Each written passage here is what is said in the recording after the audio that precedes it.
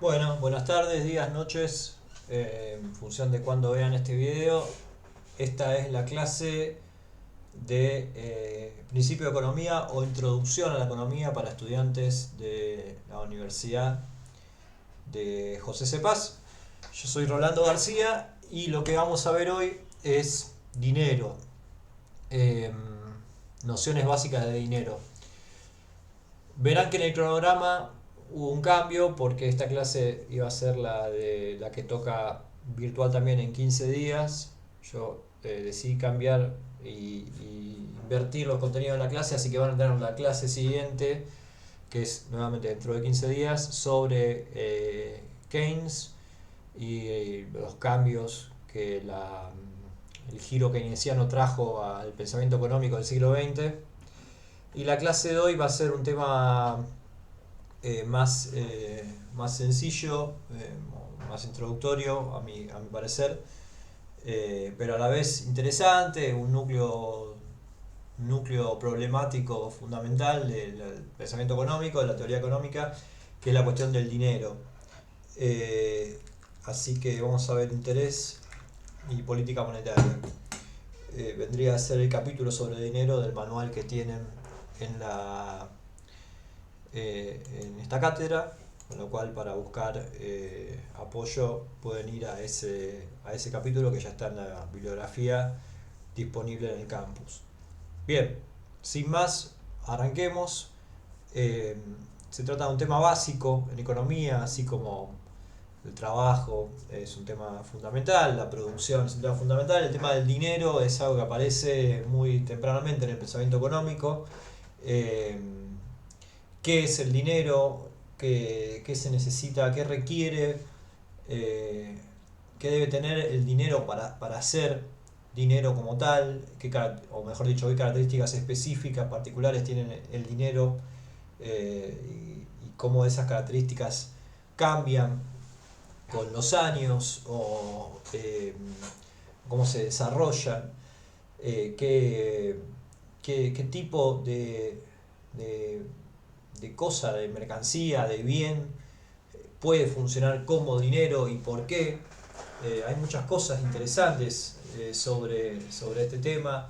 Hay cosas de pensamiento económico en clave histórica, por ejemplo el libro de Pierre Vilar sobre el dinero es un libro muy importante como para entender el recorrido que el dinero ha hecho en las sociedades modernas. Hay otros tres conceptos o dos conceptos asociados al dinero que vamos a ver hoy, que tienen que ver con la tasa de interés y la política monetaria, que son conceptos de economía moderna, digamos, que tienen que ver con la administración pública y con las decisiones que los tomadores de decisiones económicas pueden tomar, disculpen la redundancia, en función de intentar beneficiar o al revés, reducir cierto tipo de escenarios, producir cierto tipo de situaciones en relación al dinero. Pero para hablar de eso, de política monetaria, tenemos que entender lo básico, eh, que son el dinero en sí y la tasa de interés, este otro concepto importante que vamos a conocer hoy en esta clase. Así que, ¿qué es el dinero? ¿De dónde viene? ¿Qué papel cumple?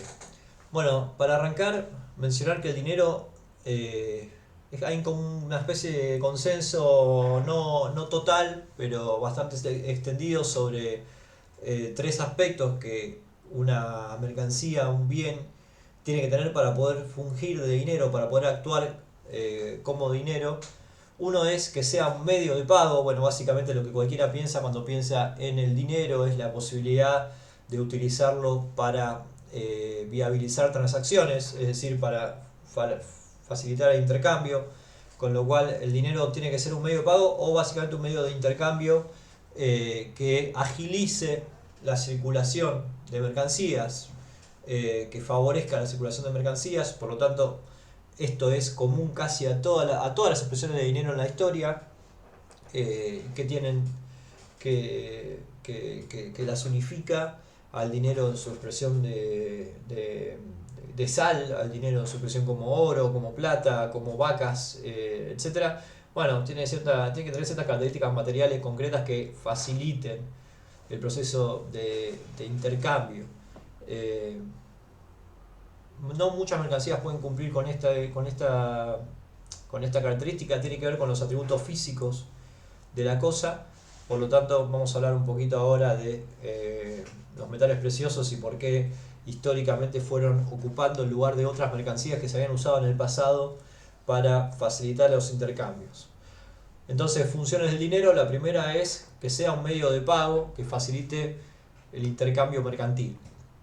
Una segunda característica fundamental del dinero es que se constituya como reserva de valor, es decir, que a lo largo del tiempo perdure el valor que representa, el valor que expresa. Nunca, esto no es cumplido por ningún medio de pago, ninguna mercancía en sí cumple esto de manera plena, porque básicamente creer que algo puede tener un valor único y que no cambie en el tiempo es no entender cómo funciona la economía. Eh, Como ustedes saben, la economía se trata de intercambiar bienes cuyo valor es cambiante. Si bien hay discusiones de fondo sobre qué es el valor, cualquiera puede reconocer que el valor de las cosas cambia con el tiempo, y por tanto pretender que el dinero tenga un valor único y que exprese de manera ahistórica, digamos, independiente de la historia, por decirlo así, ese único valor es una cuestión es una cuestión difícil de sustentar en el pensamiento económico. Es decir, nada funciona plenamente como reserva de valor, pero ¿qué se espera? Que bajo condiciones normales mantenga su valor en el tiempo, que no se degrade rápidamente el valor que expresa esa mercancía que tiene la característica de ser dinero. Así que ustedes ya con esto ya estarán pensando, bueno, ¿el peso argentino es dinero o no es dinero? Ahí es donde aparece la discusión de si el peso argentino en realidad no está funcionando hace un tiempo largo ya como una especie de cuasi moneda, es decir, que no cumple las características fundamentales que debe tener una moneda para funcionar como dinero. Efectivamente hay gente que sostiene eso, es bastante atendible en función de que el peso se deprecia realmente con los años y cuesta mucho sostener su valor. Las discusiones de por qué eso sucede son enormes y no son parte de esta clase específicamente, pero sí podemos ya ver que hay monedas que tienen falencias para funcionar como dinero y bueno, lamentablemente el peso argentino es una de ellas. La otra cosa es que el dinero tiene que funcionar como una unidad de cuenta, que esto es lo más sencillo de entender, tiene que poder ser fraccionable en unidades más pequeñas y agregable, digamos, en unidades más grandes, como para poder facilitar el intercambio.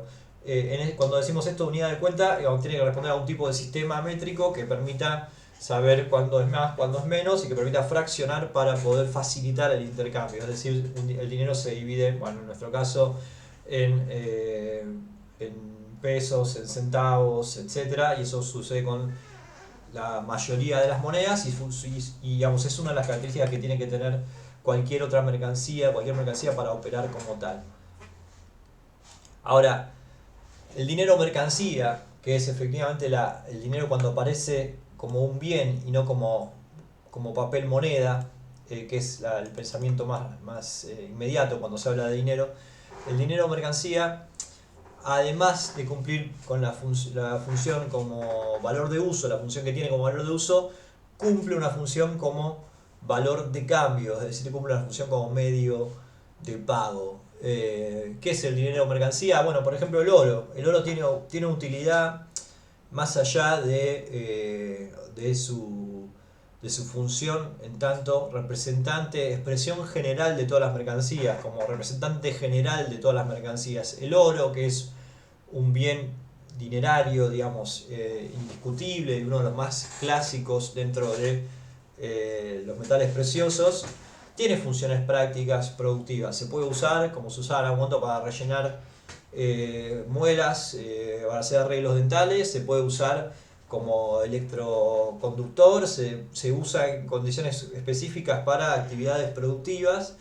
Sin embargo, su uso más común hoy por hoy es en tanto valor de cambio, como facilitador del medio de pago. Pero no hay que olvidar que el dinero, así como la plata, el oro, perdón, así como la plata, el cobre y otros metales preciosos, además de ser dinero, son valor de uso para otras cosas. Y cuando se intercambiaba en base a la sal, por ejemplo, uno puede pensar exactamente de lo mismo. Hubo muchas otras mercancías que han operado como dinero a lo largo de la historia de la humanidad, de la historia más antigua y también de la historia más reciente, y todas tienen esta particularidad de que cumplen una doble función al tener un valor de uso y tener un valor de cambio. Ahora, ¿por qué hay mercancías que se constituyen más fácilmente como dinero, mercancía, es decir, cumplen el lugar este de ser el representante universal de todas las demás? Voy a hacer una pausa acá con lo del representante universal porque lo que quiero decir es que todas las demás mercancías se pueden expresar en esa otra.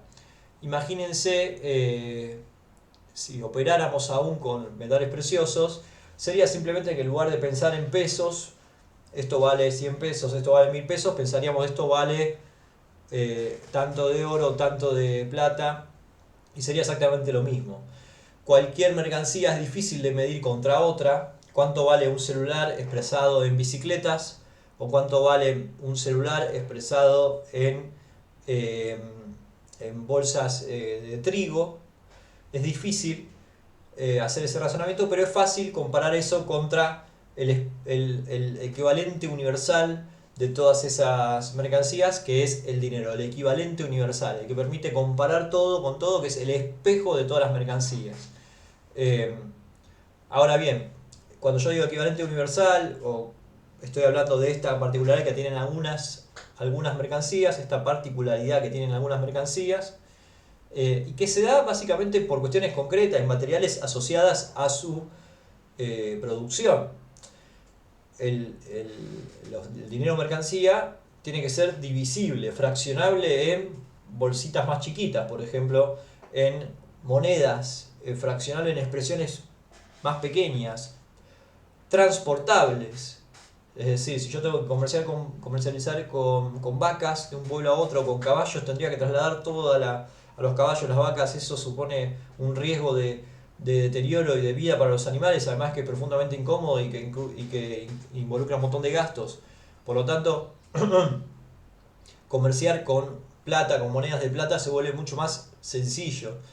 También tienen que ser comparables. Tienen que mantener cierta equivalencia, igualdad de condiciones de producción. Una moneda de plata tiene que ser en peso, tiene que pesar la misma cantidad de onzas que, que la otra para poder ser realmente equivalentes. Ahí es donde entra lo que después el idioma español transformó en los pesos, propiamente dicho. El peso de la moneda es lo que termina dando lugar a esta denominación del papel moneda. Ya vamos a hablar de eso enseguida. Y durables, ¿no? Tiene que ser algo que no se deteriore con el tiempo. La sal, si se moja, se arruina, por ejemplo, o está sujeta a deterioros naturales del transporte y pérdidas que en el caso de los metales preciosos son menores. No es que sean inexistentes, porque también se degradan con el roce y van perdiendo calidad. Hoy por hoy nosotros casi no operamos ya con monedas. Cuando yo era chico todavía se usaba mucha moneda. Sigue habiendo algunas monedas, no digo que no, pero se usa cada vez menos. Y el tema de la moneda es que no se pesaba ya, porque lo que importaba es la expresión dineraria que tenía esa moneda de 25 centavos, no el peso de la moneda. Sí, uno se daba cuenta que algunas monedas que estaban muy gastadas por ahí no pesaban lo que debían pesar cuando iba a la máquina de café y ponía la moneda y la moneda pasaba de largo y la máquina no la detectaba porque la pesa y no la puede registrar como lo que era, que era una moneda de 25 o 50 centavos. Y por el desgaste. Entonces el desgaste hay, no solo en este caso, sino en muchos otros casos, el desgaste de las monedas generaba incluso muchos problemas en la Edad Media con el intercambio entre principados, señores feudales, el deterioro y también la tergiversación, digamos, la adulteración, mejor dicho, de los contenidos de esas monedas de oro y plata, que a veces eran mezclados con otros metales más económicos y perdían calidad. Pero estas características comparables, divisibles, durables, transportables son fundamentales para que cualquier mercancía se constituya como equivalente universal, es decir, se constituya como medio de pago para todo el resto de las mercancías.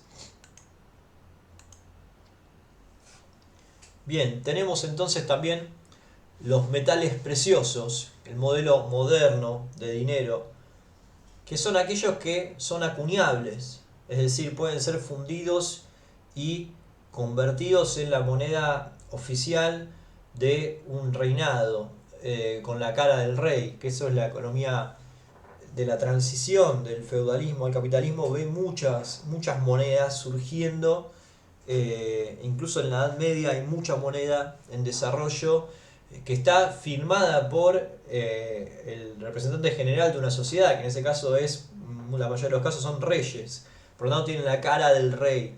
La gente que colecciona monedas sabe que esos son bienes muy raros, que suelen ser encontrados en museos. Hay muchos exponentes de ese tipo de monedas de la Edad Media, y se logran por el arte de acuñar, de poder fundir y construir una matriz y moldear a esa plata o ese oro de manera tal que se le da una forma oficial, digamos, reconocible por cualquiera de los habitantes o los comerciantes de la zona. Así que también tiene que ser transportable, ya lo dije, tiene que ser medibles, tiene que poder pesar, en este caso, los metales preciosos, perdurable, y los metales preciosos además agregan otro aspecto más, que es la rareza, bueno, la escasez relativa que tienen, que facilita que mantengan el precio. Como dije antes, ninguna moneda, ningún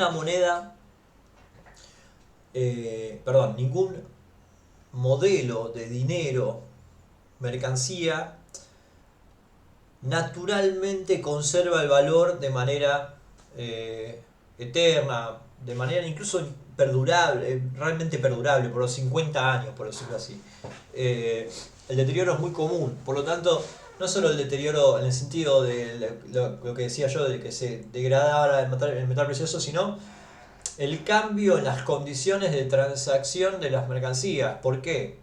Porque, por ejemplo, se encuentra una mina en Potosí con la conquista de América, y la llegada del oro, la masiva carga de oro que inunda el reino español, degrada el valor de la moneda, por supuesto, porque ahora es más fácil conseguir lo que antes era un bien más raro, más escaso, y la productividad del trabajo, ¿no? de la extracción de ese bien era mucho menor.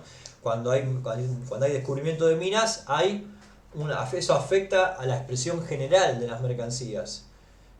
Ustedes se imaginarán cómo las puede afectar.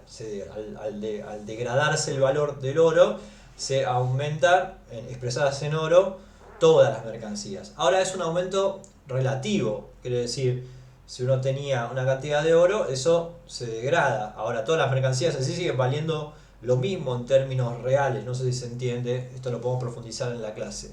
En todo caso, para poder dar una explicación más dinámica.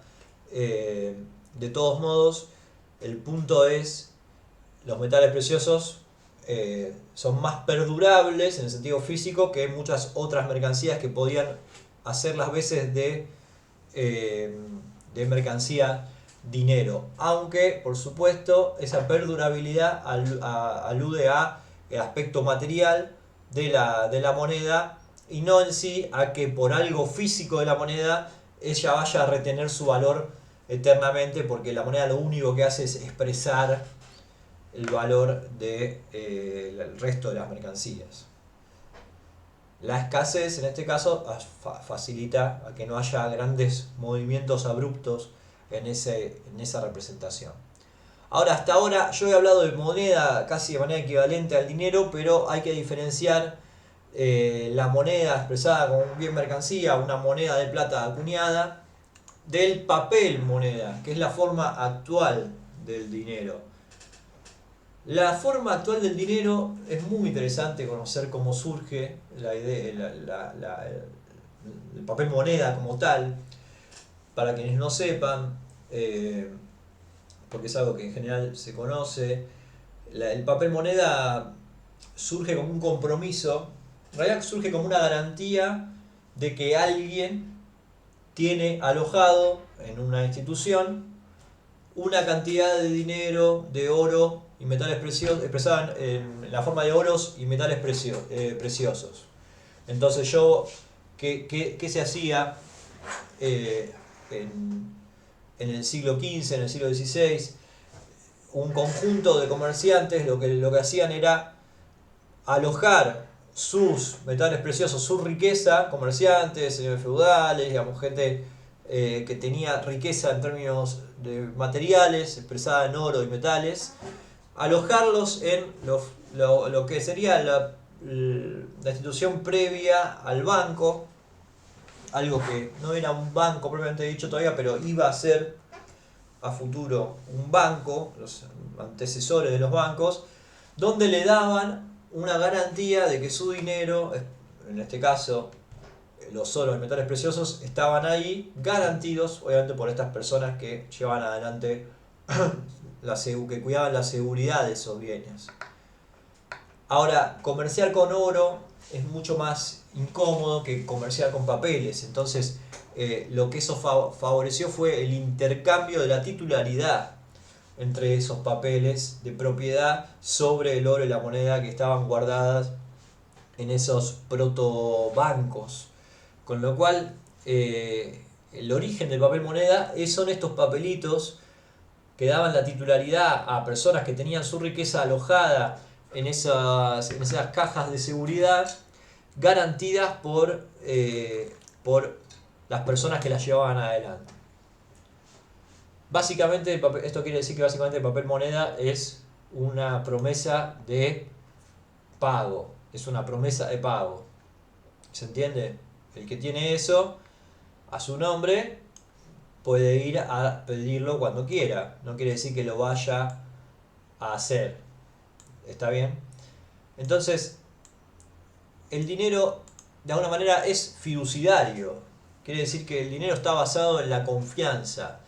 Se entrega, pero no tiene respaldo en oro o plata. Se basa en la aceptación social de ese dinero para hacer intercambios.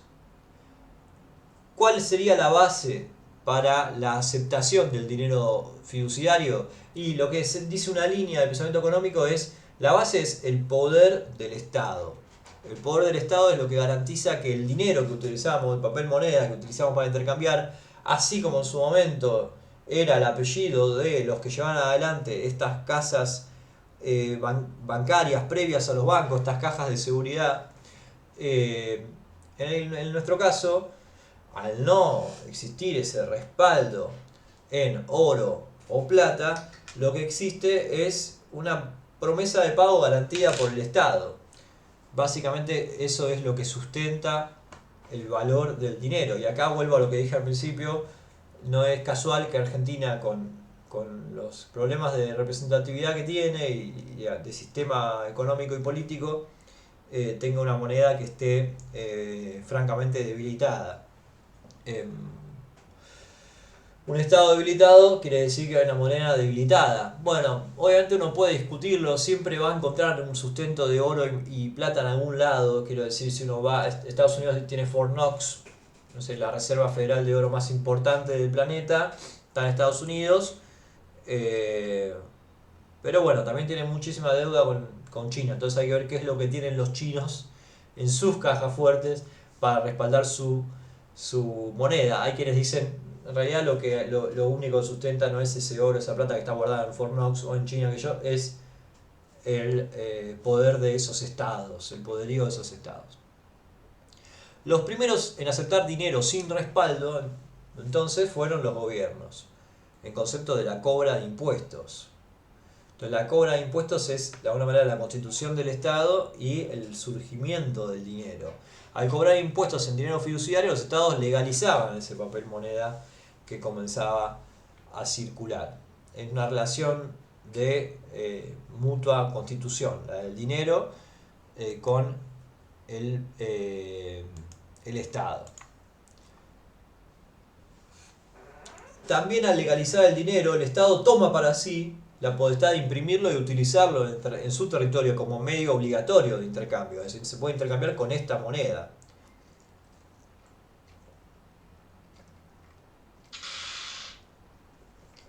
El monopolio de la edición de ese dinero dice algo sobre el estatus de ese Estado. Un Estado que logra tener su propia moneda e imprimirla es un Estado soberano, digamos. Un Estado que no tiene su propia moneda y que depende de otros estados que han constituido una moneda, digo que típicamente en la situación actual serían aquellos estados que han dolarizado, los pocos que han dolarizado su economía, bueno, ya no tienen capacidad de imprimir su propio dinero y eso obviamente tiene consecuencias para la capacidad de desarrollar una política monetaria. ¿Qué es el Banco Central? El Banco Central es una entidad pública que interactúa con el sistema bancario privado, pero no con las personas. Es decir, es el banco de los bancos. Ninguna persona puede operar con el Banco Central. Y es el ente que tiene por objetivo controlar la política monetaria del gobierno. Controlar en el sentido de influir, o afectar, manejar la política monetaria del gobierno. En hacer eso, el Banco Central controla la cantidad de dinero que circula en una economía, aunque no lo hace de manera directa ni por capricho ni arbitrariamente. No puede tocar un botón y bueno, sacar todo el dinero de la economía. Eso no funciona de esa manera. La economía tiene una vida propia que es independiente de esto, pero sí puede afectar la circulación de dinero. Ahora vamos a ver cómo en un ratito. Hay muchas formas distintas de crear dinero. Vamos a ver que hay un gran debate en la teoría económica. Están quienes dicen que el dinero es endógeno, es decir, es creado por el mismo sistema económico. Eso lo llamamos economía heterodoxa, pero ahí entra el marxismo, entran la mayoría de las corrientes más realistas sobre la economía, plantean el dinero surge por el mismo sistema económico, no es impuesto, que sería lo contrario, decir que es exógeno, que es lo que dicen los neoclásicos, que es impuesto arbitrariamente por el Estado. Viene de afuera y el Estado lo impone. No, recién nosotros veíamos que el dinero surge del intercambio de mercancías como equivalente general y en el correr del desarrollo del dinero también se constituye el Estado como consecuencia de ese proceso de desarrollo. El Estado va a surgir como un proceso de desarrollo de las relaciones de transacción, de desarrollo de capacidad del dinero para cumplir las distintas funciones, hasta que se constituye como una moneda oficial, digamos. No es una decisión arbitraria de un Estado, sino que es algo que es propio del proceso natural de la economía, por decirlo de alguna manera. Bueno, sin embargo, los neoclásicos en general tienden a subestimar eso y a hacer como una especie de relato más, como suele pasar, una especie de relato más ingenuo sobre el dinero apareciendo como una imposición del Estado. Y sostienen que el dinero solo sirve como medio de intercambio en realidad, o sea, no cumple las otras funciones. Vamos a ver que eso no es sustentable cuando uno observa una economía.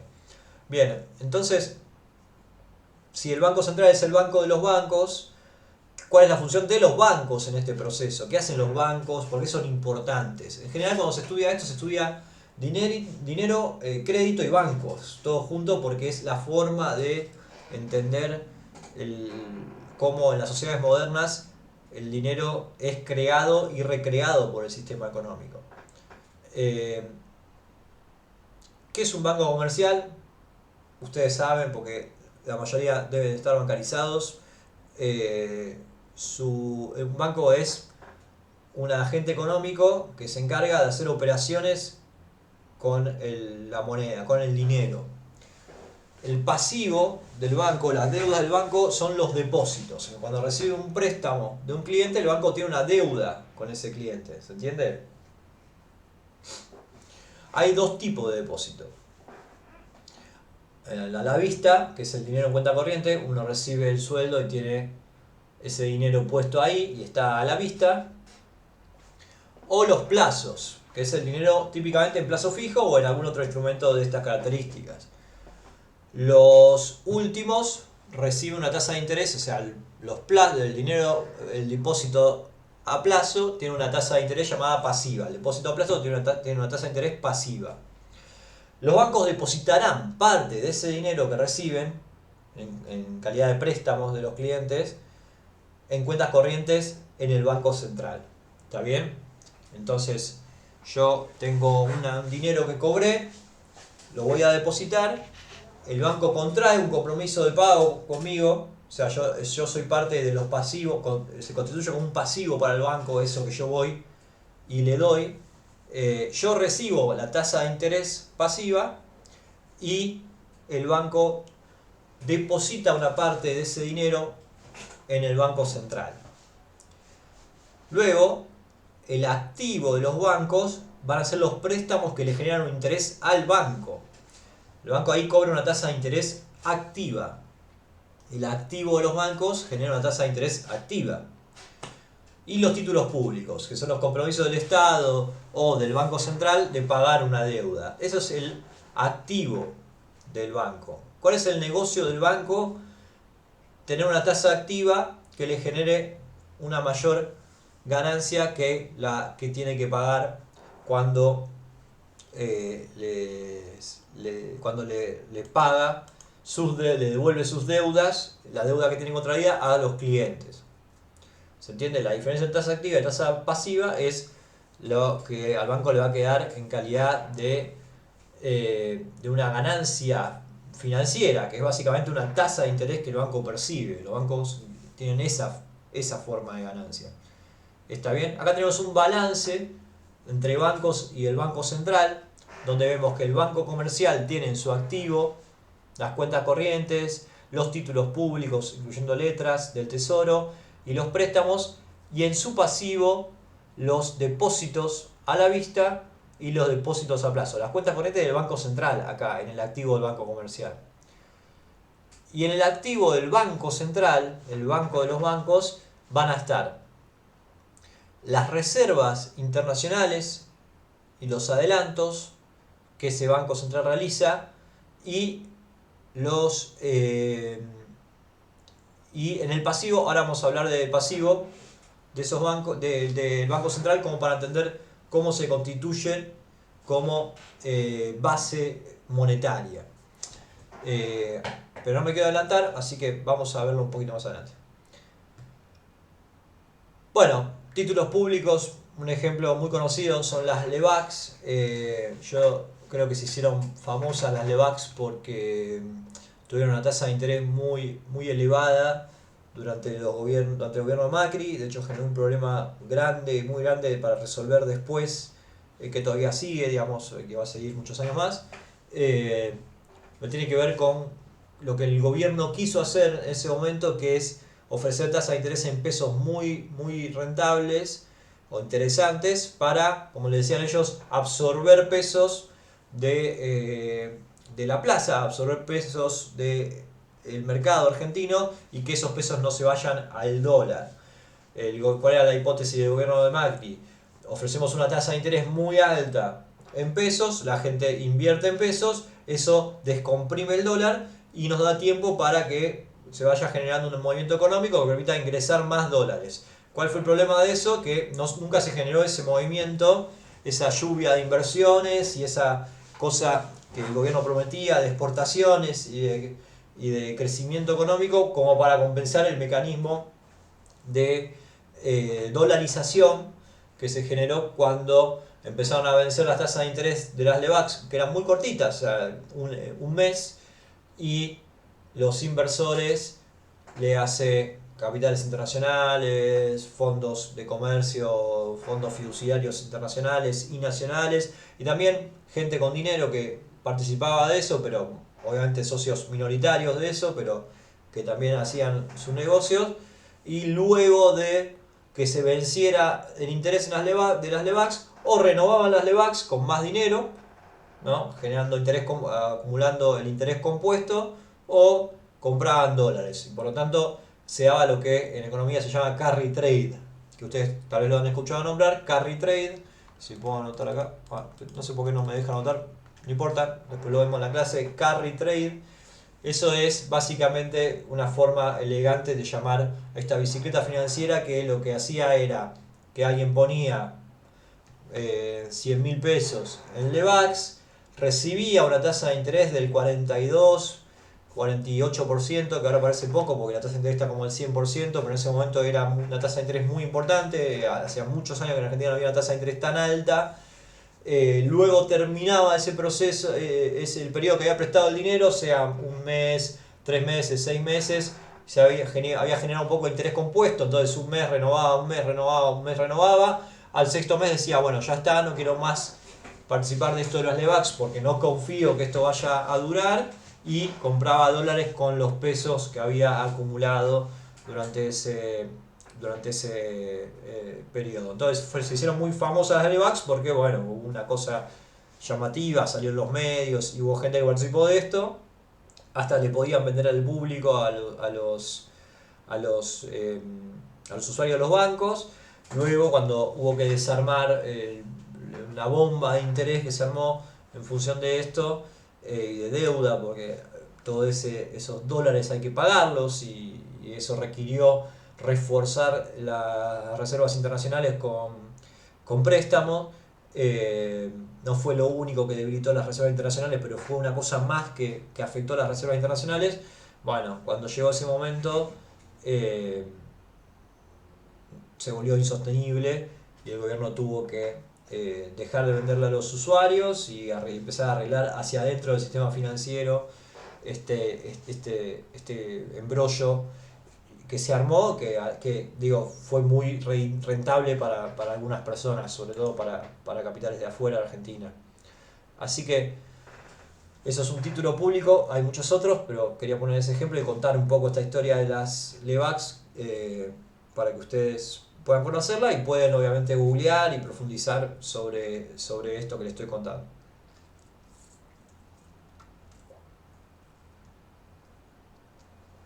Esto ya lo vimos, la tasa de interés activa son las que cobran los bancos por prestar dinero a sus clientes, la pasiva la que pagan los bancos por recibir la liquidez de sus clientes, y obviamente la diferencia entre una y la otra es la ganancia del banco. El activo fundamental entonces del Banco Central van a ser sus reservas en monedas de otros países del mundo y en oro y metales preciosos. Ese es el activo fundamental del Banco Central. Si se fijan, en Argentina hay una situación de alerta roja, por decirlo así, por las reservas internacionales que están muy, pero muy deprimidas, en pisos históricos.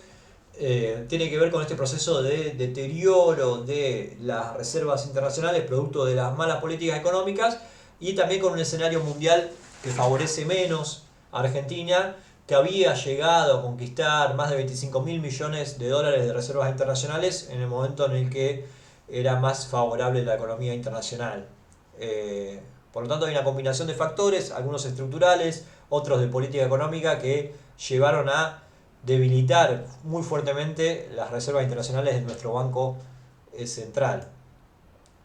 Hace poco más estuvo en Estados Unidos y estaba esta situación de reforzar las reservas de alguna manera. Hicieron lo del dólar soja, que no sé si lo pudieron seguir, que es un dólar especial durante un periodo muy corto de tiempo, dirigido a un conjunto muy reducido de empresas, creo que fueron 51 las que participaron, que tenían soja para liquidar y que recibieron un tipo de cambio mejor que el que hubieran recibido sin ese dólar especial, ¿no? Antes recibían 160 y recibieron 200 pesos por dólar que liquidaban, eh, con esta promo que les dieron para juntar un poco de reservas y ganar un poco de tiempo en una situación que está muy complicada.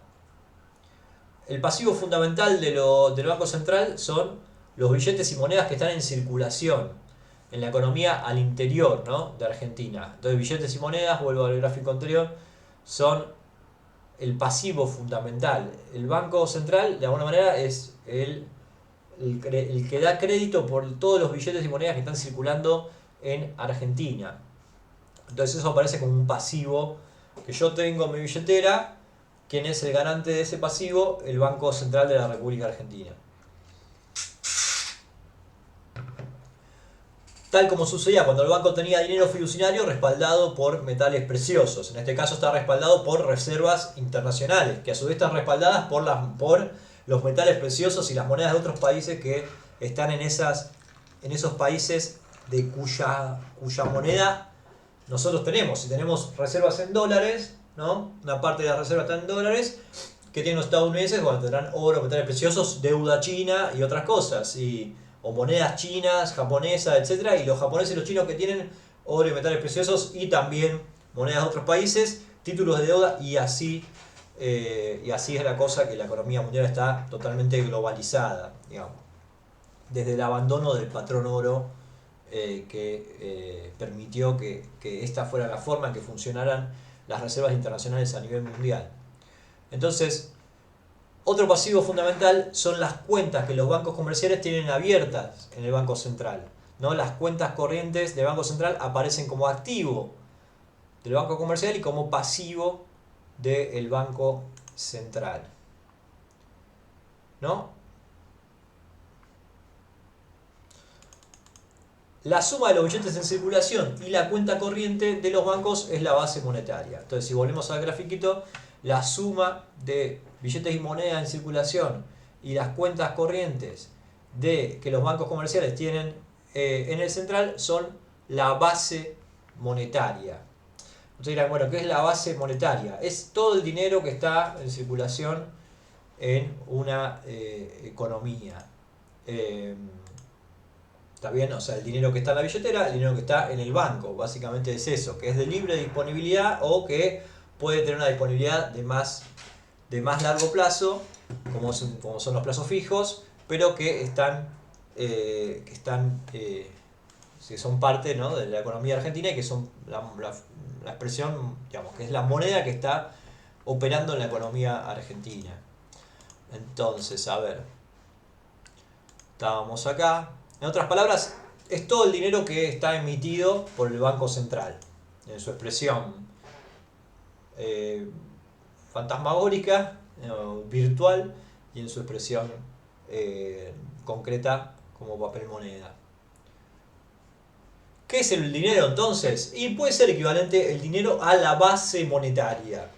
Pero eso deja fuera todo el dinero depositado a la vista de los bancos, que también es dinero porque sostiene las características fundamentales que hablamos al principio.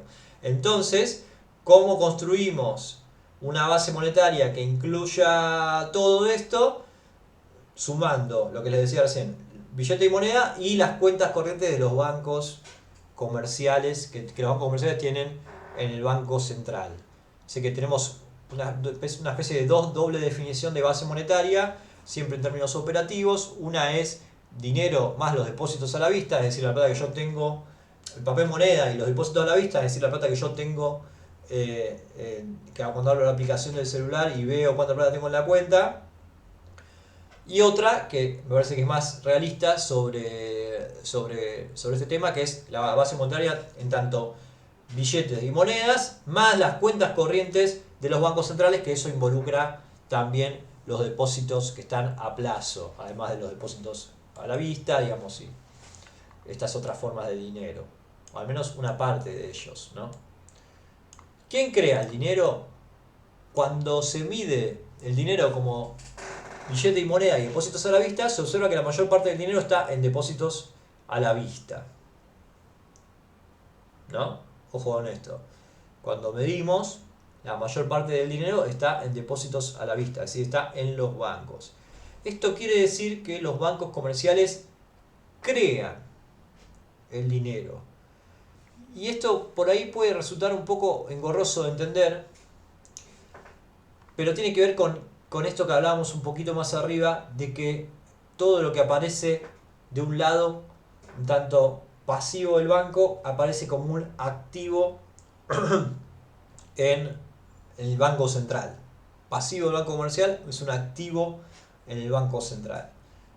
Es decir, que en el mecanismo, cuando uno está depositando, el banco está generando un proceso que llamamos de creación primaria, que está por acá. De creación secundaria, perdón.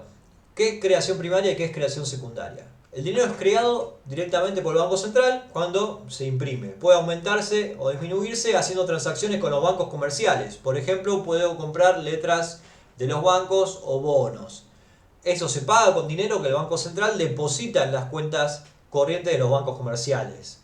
O sea que es mucho más complejo la idea de la maquinita, que eso que sale en los medios hablando los economistas y todo esto que es medio fácil de entender para el sentido común, pero que es bastante antieconómico.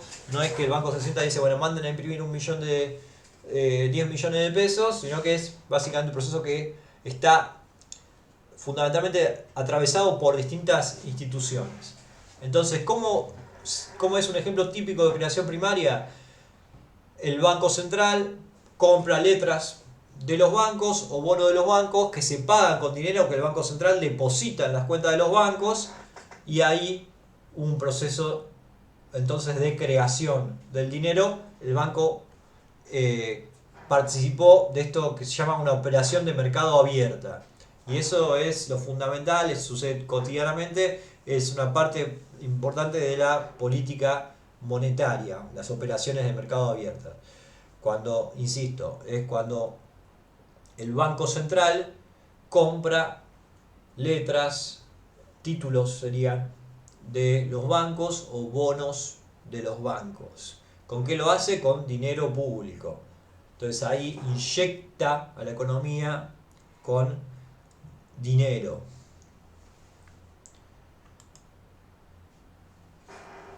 Hay distintas formas de expandir la base monetaria. En ocasiones puede ser comprar dólares o vender dólares, darle préstamos a los bancos comerciales, haciendo ahora lo que llaman redescuento, que está descrito ahí en la bibliografía. Todo lo que venda el Banco Central y por lo que reciba pesos va a hacer disminuir la base monetaria. Todo lo que introduzca pesos en la circulación, como en el ejemplo anterior que daba en la presentación, en la filmina anterior, va a hacer expandir la base monetaria. Entonces, formas de expandir o de reducir la base monetaria existen. También existe el proceso de creación secundaria, que se da cuando el banco comercial, no el Banco Central, otorga un crédito. ¿Qué es un crédito? Si ustedes lo piensan, el crédito es una operación donde el banco me transfiere a mí un poder de compra. Yo quiero sacar un crédito personal, le pido al banco o a Mercado Pago o a cualquier institución financiera que me preste dinero. ¿Qué hace el banco? Me da a mi nombre un poder de compra acreditado como un monto en mi cuenta corriente. En general te transfieren la plata y ya está. Vos lo que tenés es una deuda para con el banco con un plazo determinado y una tasa de interés anual determinada. Una tasa real, una tasa efectiva, que es la tasa de interés con los impuestos y todo lo demás. Como este dinero en las cuentas del banco es considerado dinero, al otorgar un préstamo el banco está de hecho creando nuevo dinero. Del lado del banco va a aparecer como un activo. Acuérdense que, volvemos siempre acá, el activo del banco comercial son los préstamos que el banco me da o que el banco le da a su público. Entonces el banco, en ese proceso de otorgar dinero, que está regulado por la política económica, por supuesto, no es un proceso que el banco pueda hacer sin responder a una determinada normativa y puede ser afectado de distintas maneras. Ese proceso es un proceso de creación secundaria del dinero. Entonces, ¿qué va a hacer la política económica? La política monetaria, perdón. La política monetaria son un conjunto de decisiones que se toman diariamente que intentan regular, condicionar el proceso de creación de dinero, primario y secundario. En el caso del primario, haciendo operaciones de mercado abiertas para reducir o expandir la circulación monetaria en pesos, o como les decía en el ejemplo de las LEVAX, por ejemplo, poniendo una tasa de interés de referencia para la economía, para un instrumento en pesos, alta para reducir, secar la plaza, se debe reducir la circulación de pesos y por lo tanto reducir la presión sobre el dólar. Lo que busca también es regular el proceso de creación secundaria que hacen los bancos. Para eso lo típico es trabajar con los encajes, que es cuánto del banco cuánto de lo que el banco tiene depositado por sus clientes como depósitos a la vista o a plazo tiene que estar en la cuenta corriente que el banco tiene con el Banco Central. Eso es un porcentaje que se va expandiendo en función de, si el gobierno o el Banco Central en este caso quiere reducir, porque no lo maneja el gobierno directamente esto, si el Banco Central quiere, la autoridad del Banco Central quiere reducir o aumentar la base monetaria, puede reducir o aumentar los encajes. Al aumentarlos, los bancos tienen menos libertad para crear, para dar préstamos y por lo tanto crear dinero por la vía secundaria. El encaje es la cantidad mínima de saldo en cuenta corriente que tienen que tener los bancos comerciales en el Banco Central. Es un porcentaje sobre la cantidad de préstamos que el banco, depósitos que el banco tiene, la cantidad de depósitos que el banco tiene. Y lo que busca también hacer, además de esto, de regular el proceso de creación secundaria, es garantizar que el banco tenga liquidez para generar confiabilidad en el largo plazo, porque si el banco, los usuarios desconfían de los bancos y van vacíamente a reclamar sus depósitos, el banco no va a tener poder de pago para todos y va a ir directamente a la quiebra, generando un proceso de cascada de bancarrotas de instituciones financieras, básicamente. Si todos nosotros vamos a buscar la plata que tenemos en el banco, todos ustedes y todas las personas de probablemente de la ciudad de Buenos Aires, por decir algo, o de un par de municipios grandes, ya los bancos van a tener un problema para poder cubrir esa demanda de esos depósitos, van a tener un problema de liquidez y les va a generar un problema general para la economía argentina. Por lo tanto, alguien de más edad como yo recordará que en el 2001 pasó algo de esto y hubo una gran quiebra del sistema financiero argentino. No solo pasó en Argentina, sino que ha pasado en otros países del mundo. En Islandia ha pasado, para países que no tienen mucho que ver con Argentina, donde se dieron estas circunstancias también.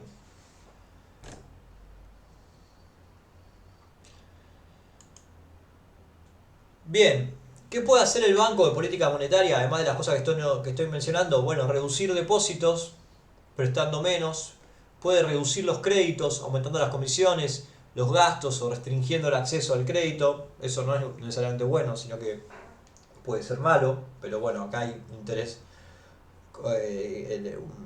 digamos, complejos en la economía, digamos, sobre cómo preservar el valor de la moneda, cómo cuidar la base monetaria, si es necesario o no es necesario, qué consecuencias tiene para la economía y si conviene tener una política de mayor acceso al crédito, que en general uno tiende a pensar que es conveniente, que sí, pero bueno, muchas veces la política económica va en contra de eso, como por ejemplo ahora, que sacar un crédito es muy caro por la tasa de interés de referencia. Se dice que eso es para enfriar la economía. Bueno, no sé, hay una discusión ahí histórica en economía sobre cómo debería operar el banco, la tasa de interés, que es este otro tercer punto, que puede, por ejemplo, reducirse o incrementarse como una estrategia de política económica, de política monetaria también. Así que me doy cuenta que fui bastante rápido por la hora, porque llevamos, bueno, casi una hora de video, es bastante para ver, lo pueden ver en partes. Mi idea sería subir un pequeño trabajo práctico sobre esta clase de hoy. Ahora voy a subir la clase y si hago tiempo voy a subir también el trabajo práctico para que puedan hacer y repasar en todo caso. Y si no, lo voy a subir mañana para que ya lo tengan. Hasta la próxima clase virtual.